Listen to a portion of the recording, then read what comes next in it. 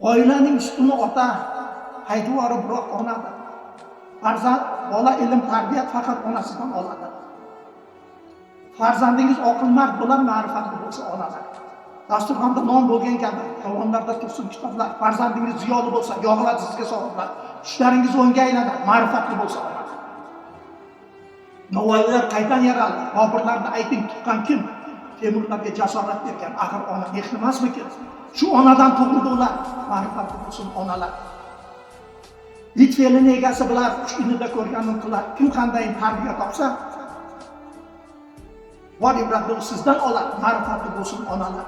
Bugun bizda tug'ildi imkon, kitoblarga to'lsin bu javob. Haqqingizga duolar qilay, sizga atab qasrlar quray. Uyda bo'lsin kutubxona, ma'rifatli bo'lsin.